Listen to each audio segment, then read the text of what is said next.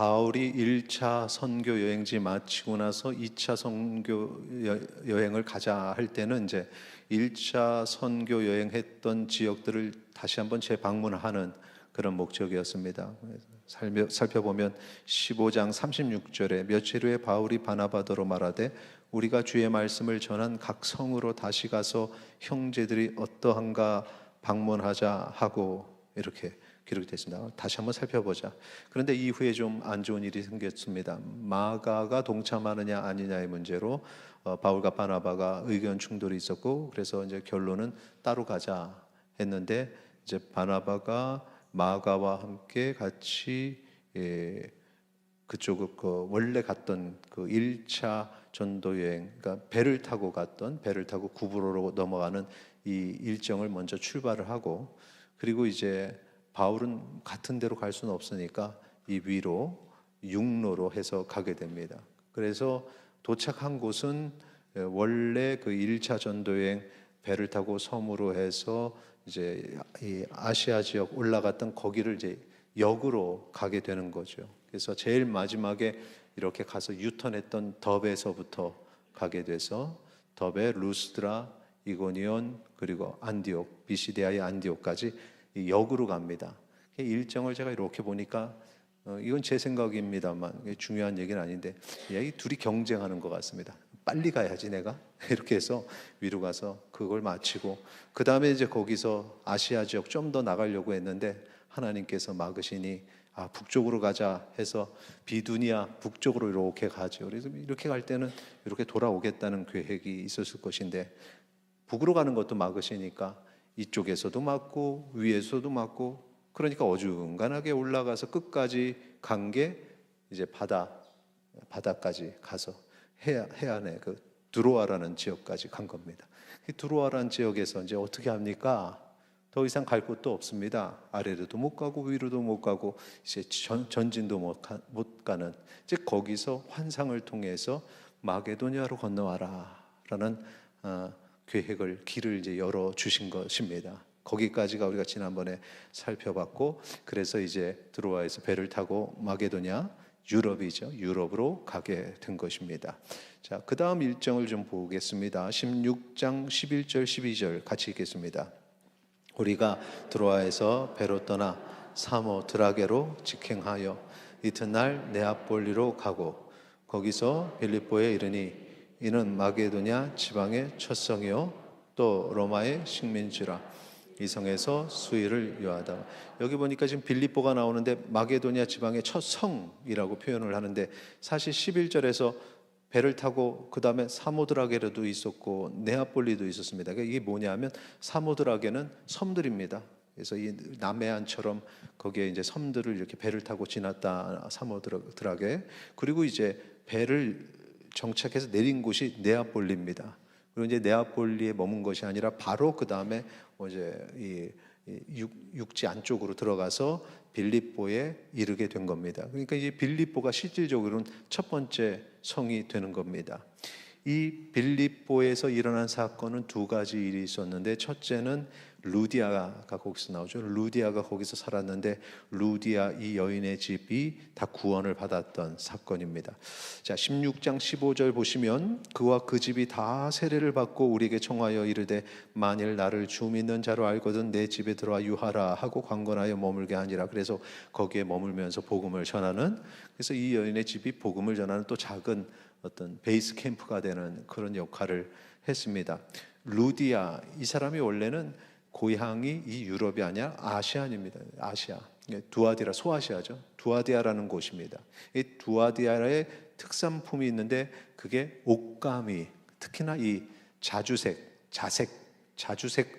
물을 들인 옷감이 여기에 특산품입니다. 타 지역에서 그 원료를 가져다가 거기에서 나오는 그 이제 옷감을 이제 물들여서 그것이 여기에 특산품인데, 이 루디아가 자기 고향에 얘기해서 아는 사람들, 가족들 통해서 물건을 보내도록 해가지고 그것을 이 유럽에서 파는 그런 일을 담당하고 있는, 그래서 루디아를 말할 때는 뭐라고 했냐면 두아디아 출신의 자색 옷감 장사, 요게 이제 타이틀이 붙은 겁니다. 루디아.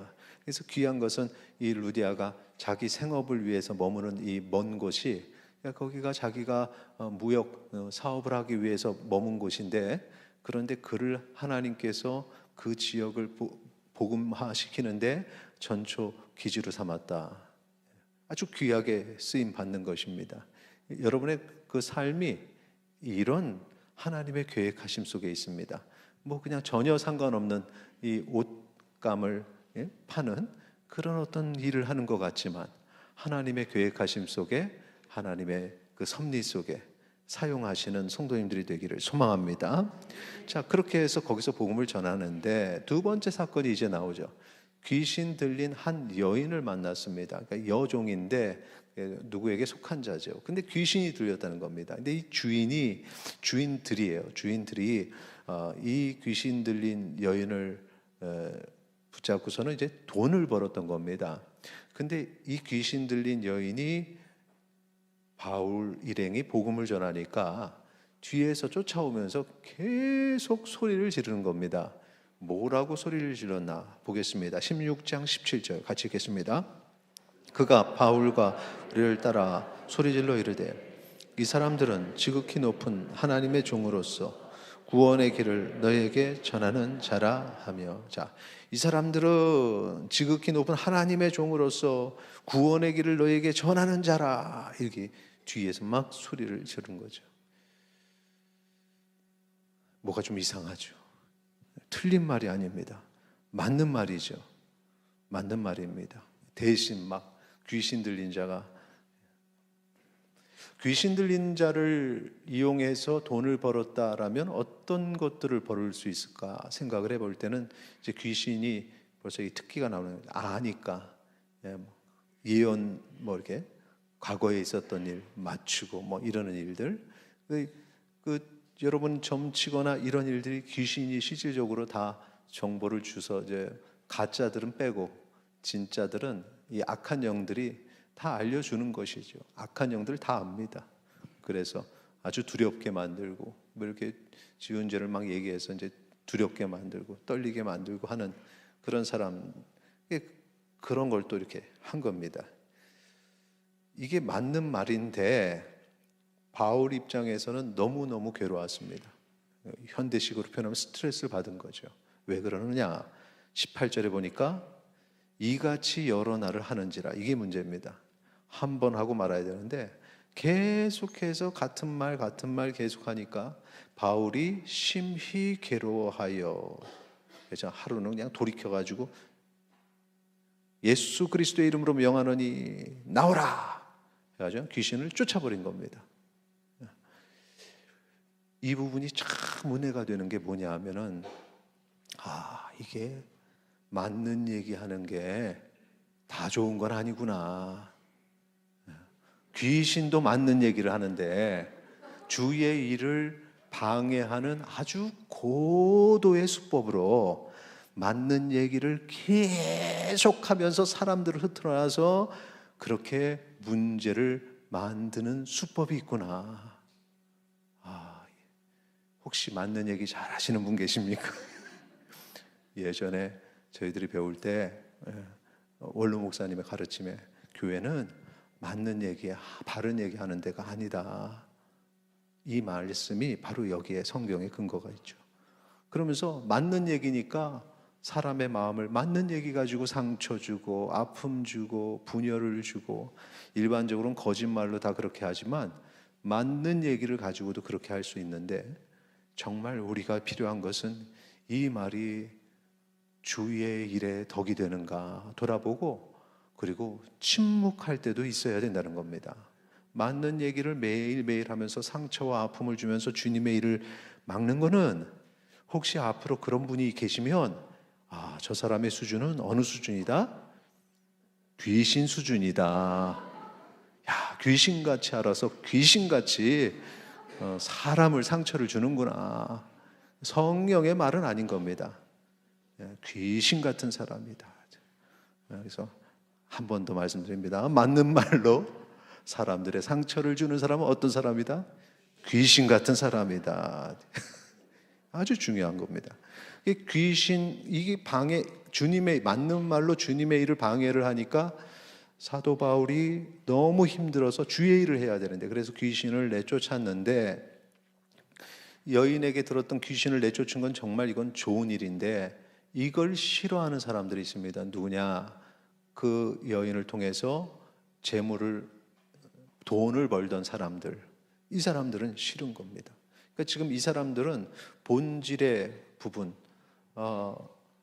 이 여인이 회복이 되고 이 여인이 그 귀신 들림에서 벗어나고 하는 이런 정말 이런 건강한 생각을 하는 게 아니라 지금 나에게 돈이 된다, 이것만 생각하니 이 사람들이 지금 손해를 보니까 거기에서 완전히 지금 정신을 못 차린 겁니다. 그래서 이게 무슨 일이냐 하면은, 귀신은 여종이 들렸지만 그 여종이 벌어오는 돈을 가지고 그 돈에 매여 있는 이 로마 사람들도 귀신에 들린 거나 마찬가지다.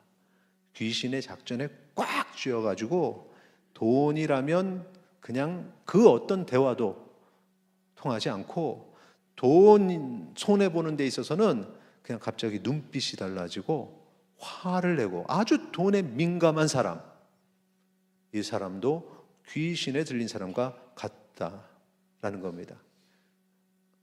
이게 상당히 중요한데, 우리 목사님이 돈에 미친 사람, 귀신 들린 사람이래 이러면 안 됩니다. 이게 그 귀신 들렸다는 게 아니라 그 삶이 그렇게 매여 있는 게 귀신 들린 것과 다를 바가 없다. 이건 다른 겁니다. 그렇게 해서 이제 그걸 고소를 하는데, 어떻게 고소하냐 하면은 귀신 들린 사람을 낫게 했다는 걸 고소할 수는 없으니 전도한 걸 가지고 고소를 하는데, 보겠습니다. 사도행전 16장 20절 21절 같이 읽겠습니다. 상관들 앞에 데리고 가서 말하되, 이 사람들이 유대인인데 우리 성을 심히 요란하게 하여 로마 사람인 우리가 받지도 못하고 행하지도 못할 풍속을 전한다 하거늘. 지금 이게 전도하는 게, 여기서 지금 사실은 그 당시에는 각 지역마다 상당히 좀 사람들이 그 토론하는 걸 좋아했고, 그래서 여러 토론 속에 여러 사상들, 여러 종교들 얘기하는 그런 문화가 그 헬라의 문화였습니다. 그런 어떤 문화 속에 있기 때문에 사실 전도가 불법이다. 일본은 공공장소에서 허가 받지 않고 전도하면 그게 불법이라고 하는 얘기를 일본 갔을 때 들었습니다. 선교 갔을 때. 이렇게 상황이 되는 겁니다. 그런데 여기서는 그게 불법이 아닌데 이걸 불법화 시키자 하니 이제 뭘 집어넣냐면, 인종차별적 사고를 약간 이렇게 올리는 겁니다. 20절에 이 사람들이 유대인인데 로마 사람 우리에게 조금 우리가 받지도 못할 소리를 자꾸 와서 한다. 너무 막연합니다. 뭐가 불법인지, 뭐가 고소할 조건인지. 지금 여기에 내용을 정리하면, 감히 유대인이 로마 사람이 우리를 귀찮게 해, 우리가 지금 기분이 나빠, 지금 이 얘기입니다. 그러니까 또 로마 사람인 자기가 기분이 나쁘다 했으니 같은 로마 사람일 수도 있고, 그런 어떤 실무를 맡은 사람들이 이 사람들 기분을 풀어줘야 되니까 일단은 바울 일행을 붙잡아서 매질을 하고 투옥한 겁니다. 그래서 기분을 풀어주려는 겁니다. 예수님도 죄가 없음을 알면서도 매질하고 하는 과정을 보여준 게, 흥분한 자들을 좀 진정시키기 위한 하나의 정치적인 방법으로 그렇게 했던 것입니다. 똑같이 여기서도 죄 없는 자를 그렇게 친 겁니다. 그런데 여기서 우리가 주목해야 될 것은, 사실은 바울도 로마 시민이란 겁니다. 이 말을 들었습니다. 그래서 마지막에는 이제 다 정리되고 나가라 할 때는 그때 바울이 한마디 하는데, 로마 사람을 그렇게 법 집행 제대로 안 하고 가둬놓고선 조용히 나가라고 하는 이야기를 하는데, 이때는 침묵을 했습니다. 왜 침묵을 했을까요? 사실 이때 바울이 나도 로마 사람이요 그랬으면은 매도 안 맞고 투옥도 안 됐을 겁니다. 지금 감옥에 갇힐 거를 막는 방법이 있었습니다. 그런데 바울이 거기서 침묵을 했습니다. 왜 그랬을까요? 이거는 지금 바울이 중요한 것은 감옥에 갇히냐 안 갇히냐가 아니라는 겁니다. 앞에 이 사람들은, 같은 로마인들, 그들은 지금 내가 손해를 보냐 안 보냐에 완전히 빠져서 손해보는 것 때문에 그냥 이성을 잃고 분노하고 했는데, 사도 바울은 내가 손해보는 것, 내가 고통받는 것, 내가 감옥에 가는 것, 이게 그렇게 중요한 일이 아니라는 겁니다. 그래서 이 순간에 지금 상황이 이렇게 되는 게 하나님의 뜻이 어디에 있습니까? 속으로 기다리는 거죠. 상황을 보는 겁니다. 지금 내가 손해보는 것이 그렇게 그동안 죽을 뻔한 일들이 얼마나 많았는데, 그겁니다. 다메 세계도 마찬가지고, 그 뒤에 1차 전도 여행 때에도 안디옥에서부터 마찬가지입니다. 이고니온, 루스드라, 그 이고니온하고 안디옥에서 그렇게 죽이려고 했던 사람들이 루스드라까지 막 쫓아왔던 그런 경험이 있습니다. 이게 또 시작이 됐구나. 근데 이 속에는 하나님의 계획이 도대체 무엇이지? 그러니까 침묵하고 있던 겁니다. 이렇게 지금 똑같은 로마 사람으로서 우리는 전혀 극단적인 두 사람을 보는데, 이게 바로 세속적인 사람과 그리스도인의 차이입니다. 그리스도인은 어떤 환경 속에서도 내 기준으로 내가 손해를 보냐 안 보냐의 기준이 아니라 하나님의 뜻이 무엇인가, 이것을 찾는 것이 진정한 그리스도인의 생각이라는 사실을 기억하시기 바랍니다. 그렇게 해서 감옥에 들어갔는데 이제 하나님의 뜻이 무엇인지 찾아야죠. 거기서 예배를 드리는 겁니다. 찬양하고 기도하고. 그런데 사도행전 16장 25절에 보시면 한밤중에 바울과 실라가 기도하고 하나님을 찬송하며, 여기서 중요한 거는 어떤 분들은 이 고통 속에서 찬양을 했다, 기도를 했다, 대단하다, 이거 초점을 갖는데, 그게 중요한 게 아니라, 그것도 중요하지만 한 가지 더 중요한 게 있는데 그 뒤에 겁니다. 죄수들이 듣더라, 이겁니다. 죄수들이 듣더라. 이 고난의 자리에서 찬양과 기도를 했더니 저 죄수들이 듣는구나. 이게 답을 얻는 겁니다. 하나님이 나를 이곳에 보내신 이유가 여기 있었구나. 저 죄수들을 만나려면, 지금 감옥에 갇힌 죄수들을 만나려면 내가 이곳에 와야 저들에게 이 그리스도인의 모습을 보일 수 있는 것입니다. 그리고 이 앞에서는 복음을 전했는데, 지금 여기서는 찬양과 기도하는 그 기도의 내용, 찬송의 내용을 통해서 메시지를 선포하는 것입니다. 설교를 듣는 거죠. 죄수들이 거기 앉아서. 죄수들이 어디 가지 못합니다. 이거 좋은 방법 같아요. 감옥에 갇혀놓고 말씀을 찬양을 거기에 듣고 있는 거예요. 다른 데 같았으면 죄수들이 그거 듣고 있질 않습니다. 그냥 나가죠. 이것이 바로 핵심인 것입니다. 하나님께서 이렇게 일을 해 나가시는구나.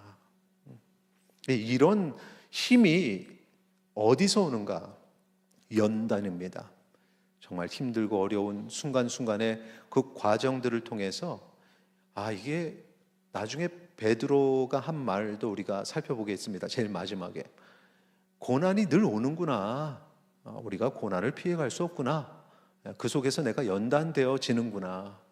예전에는 내가 정말 형편없었는데 어느 순간에 내가 이렇게 성장했구나.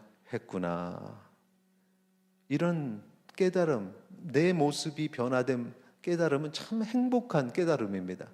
이런 은혜가 있기를 소망합니다. 그렇게 찬양과 기도의 자유함, 어떠한 곳에서도 찬양하고 기도하면서 주님의 은혜를 누리는 주의 백성 되시기를 축원합니다. 힘들고 어려울 때 눈을 감고 찬양하면 교회에서 찬양하는 것과 똑같습니다.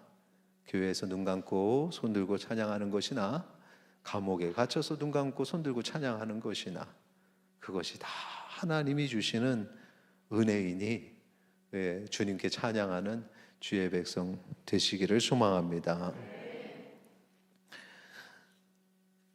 지난번에 사도행전 12장에서 헤롯 아그리파 1세가 이제 사도 야고보를 죽이고 베드로를 투옥시켰을 때, 그때 이제 하나님께서는 베드로가 할 일이 있으니까 그 옥에서 꺼내시는데 정신없는 상태에서 인도에서 옥에서 나왔고, 그때 베드로가 그냥 너무나 당연하게 나오자마자 복음 전하다가 감옥에 들어갔는데 또 복음을 전하는 겁니다. 장소와 상관없이. 자, 이번에도 그 하나님께서 찬송과 기도를 하는 가운데 옥문을 열어주시는데 26절 말씀해 보니까 이에 갑자기 큰 지진이 나서 옥터가 움직이고 문이 곧다 열리며 모든 사람의 메인 것이 다 벗어진지라, 이렇게 되어 있습니다. 근데 인도해 나가지는 않으셨습니다. 열리기만 한 겁니다. 그래서 여기서 이제 고민을 하는 거죠. 바울이 이게 나가라는 하나님의 사인인가? 여러분은 어떨 것 같습니까? 내가 만약에 불평을 하고 앉아 있었으면은 이게 뭔가, 난 복음 전하라고 했는데 왜 감옥에 갇혀 있는데 참고 찬송하고 기도했더니 쫙 열리면 할렐루야, 나에게도 열렸네. 그리고 아마 신나서 나왔을 겁니다. 근데 바울은 별 상관이 없으니까 뭐 아골골짝 빈들에도 복음 들고 가오리다, 이 마음이 진실이니까 이게 열리니까 지금 내가 나가야 되나 말아야 되나, 또 거기서 하나님의 뜻을 묻는 겁니다. 하나님, 내가 나가야 됩니까? 있어야 됩니까? 응답을 어떻게 주시냐? 간수가 딱 본 거죠. 보고서는 문이 열리니까 그냥 다 나간 줄 알고 자결을 하려고 하니까, 이게 나가는 게 뜻입니까? 안 나가는 게 뜻입니까? 상당히 싫어하시는군요. 안 나가는 게 뜻이니까. 안 나가는 게 뜻인 걸 알게 되는 거죠. 이게 안 나가는 게 뜻이구나. 그 순간에 이제, 자, 27절 28절 같이 읽도록 하겠습니다. 간수가 자다가 깨어 옥문들이 열린 것을 보고 죄수들이 도망한 줄 생각하고 칼을 빼어 자결하려 하거늘 바울이 크게 소리질러 이르되 내 몸을 상하게 말라, 우리가 다 여기 있노라 하니, 이거죠. 우리가 다 여기 있노라. 문이 열렸어도 여기 있는 것, 이게 하나님이 원하시는 거였고 바울이 그대로 그냥 소리를 질러서 그걸 막습니다. 그러니까 간수가 감동을 한 겁니다. 이게 일반적인 사람들의 행동의 패턴이 아니기 때문에 거기서 엎드리게 되고 존경을 표하게 되는 것입니다. 그러니까 그 모습, 복음을 전하기 위한 과정을 보면 존경할 만한 그런 모습들이 있어야 복음이 그를 통해서 전할 때에도 받는 사람들이 아멘하고 받는 거지. 갑자기 그 옥에서 내가 왜 여기 있어? 하나님 이게 뭡니까? 투덜거리고 문 열리니까 막 도망가려다가 갑자기 간수가 그러니까 거기에 붙잡고 내가 전도하겠다. 전혀 그런 모습은 하나님의 복음을 전하는데 도움이 되지 않습니다.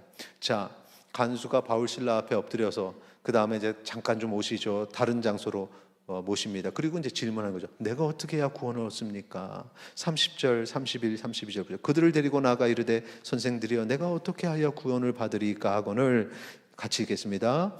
이르되 주 예수를 믿으라. 그리하면 너와 내 집이 구원을 받으리라 하고 주의 말씀을 그 사람과 그 집에 있는 모든 사람에게 전하더라. 아멘. 자, 이 중요한 말씀 탁 선포하고 그 다음에 하나님의 말씀을 조곤조곤 설명하면서 가르쳤다는 겁니다. 그러니까 하나님의 말씀을 거기서 들은 겁니다. 하나님의 말씀이 뭘까? 가장 핵심은 그거죠. 하나님이 이 땅에 오셔 예수님 우리 가운데에서 놀라운 이적을 행하시는데 그 이적은 그가 하나님의 능력이다. 그건 하나님의 능력이다. 그리고 그분이 우리를 위해서 십자가에 달려 죽으시고 그 죽으신 예수를 하나님께서 다시 높여주시니 보좌에 앉으시는 그런 예수님, 다시 오실 우리의 구주시다. 예수님을 믿으면 나와 내 집이 구원을 받는다는 사실을 그렇게 그냥 하나님의 말씀, 복음은 이걸 전하는 겁니다. 이 복음을 전하니까 거기에 마음으로 받고 저희 집으로 가시죠. 이게 단계가 조금씩 올라갑니다. 집을 여는 건 참 이런 은혜가 있습니다.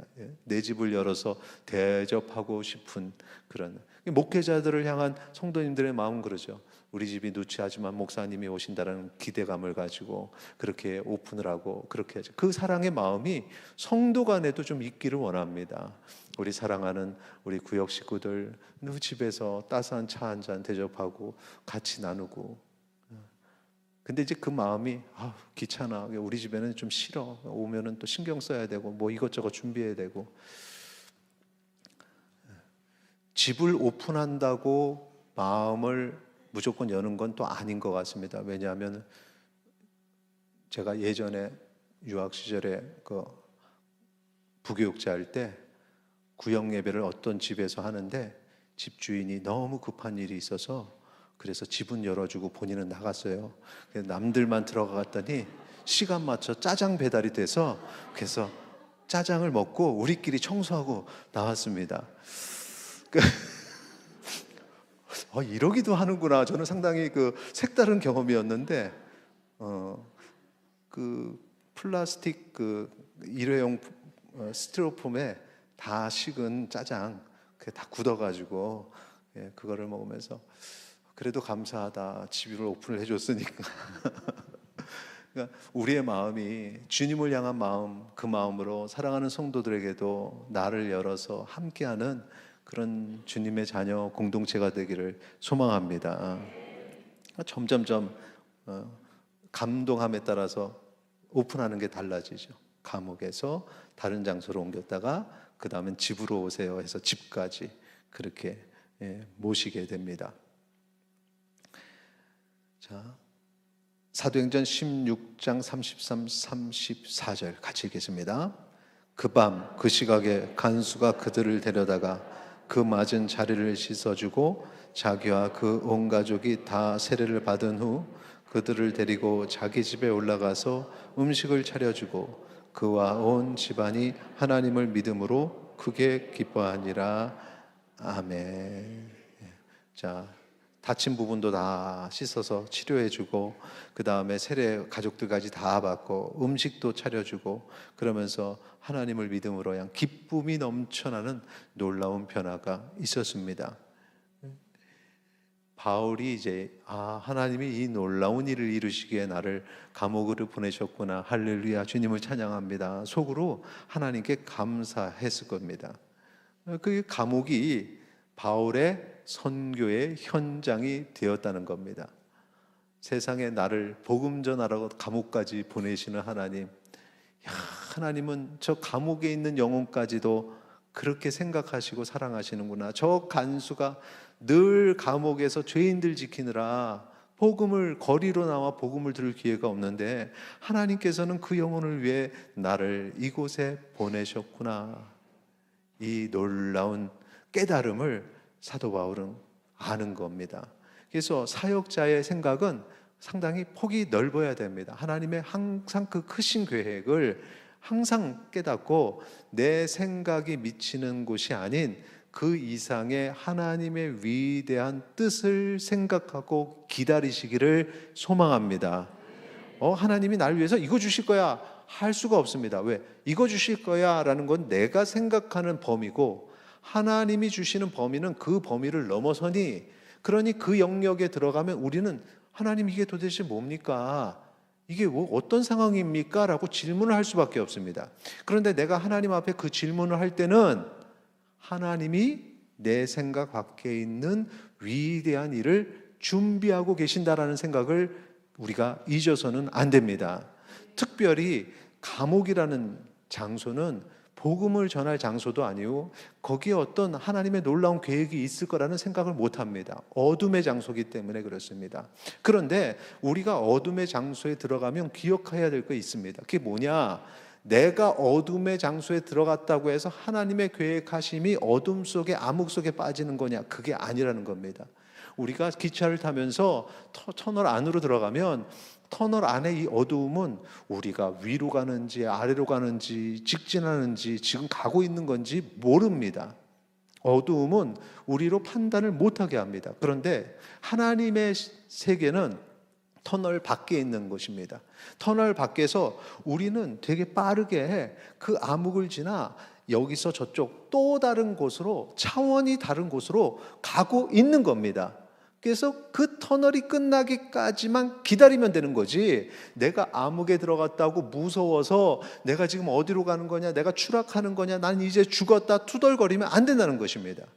하나님의 생각, 그것이 언제인지, 주님 이 터널의 끝은 어디입니까? 그래서 저 끝에서 조금씩 빛이 보이기 시작해서 그 빛이 점점 나에게 다가와서 내가 이 어둠을 벗어나 빛으로 딱 나가는 순간에 깨닫는 거죠.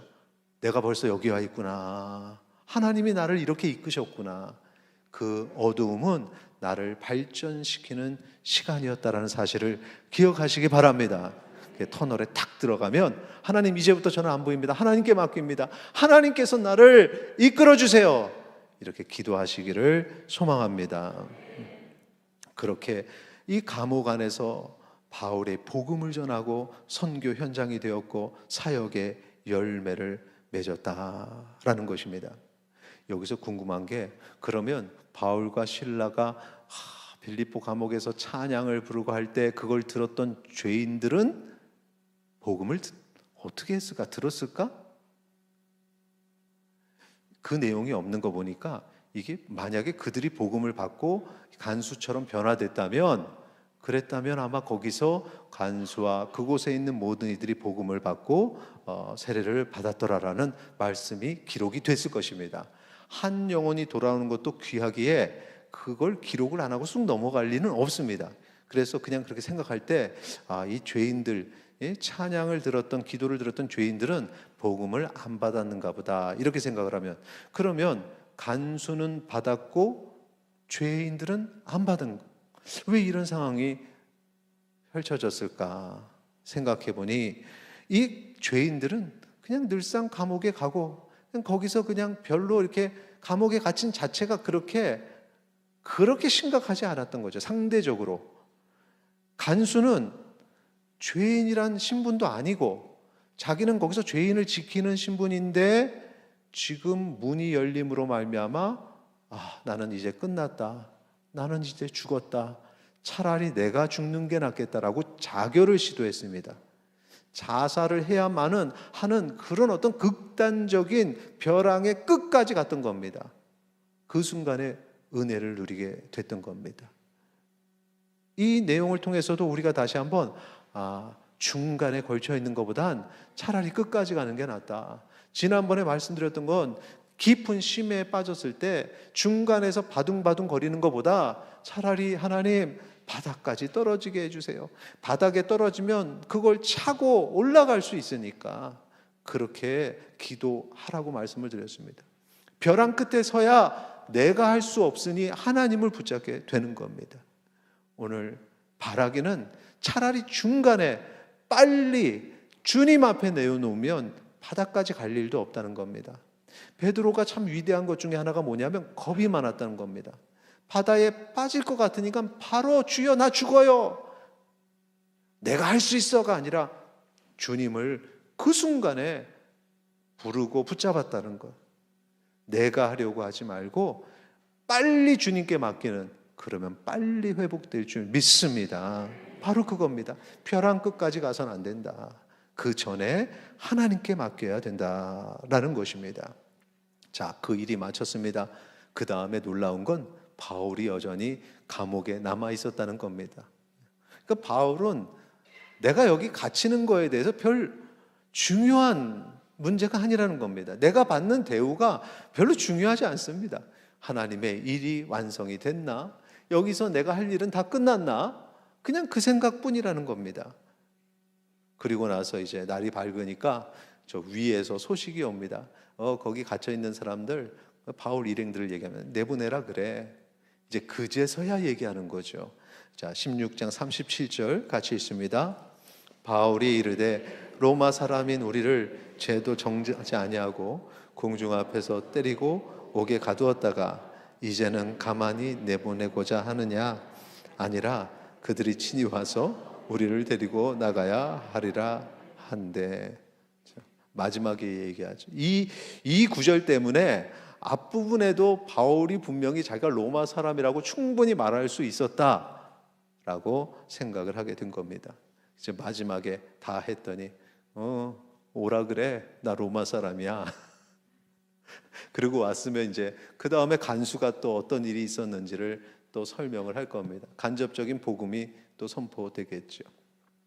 이 간부들이 달려와서 제발 나가주세요, 제발 나가주세요.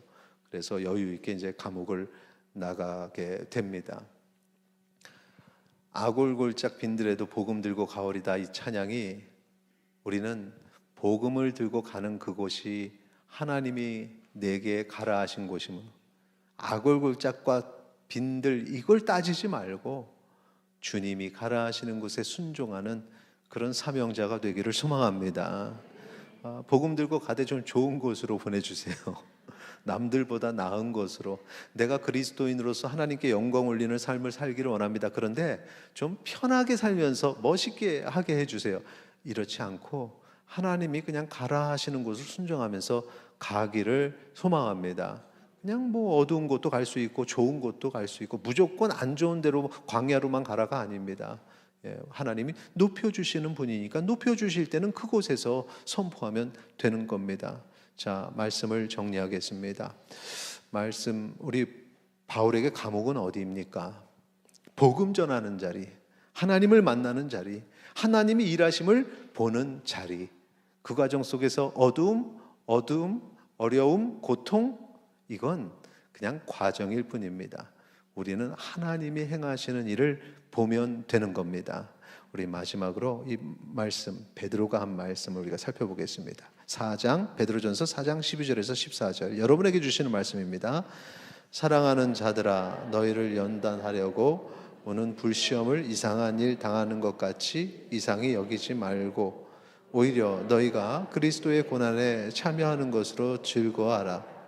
이는 그의 영광을 나타내실 때에 너희로 즐거워하고 기뻐하게 하려 함이라. 너희가 그리스도의 이름으로 시욕을 당하면 복이 있는 자로다. 영광의 영 곧 하나님의 영이 너희 위에 계심이라. 아멘.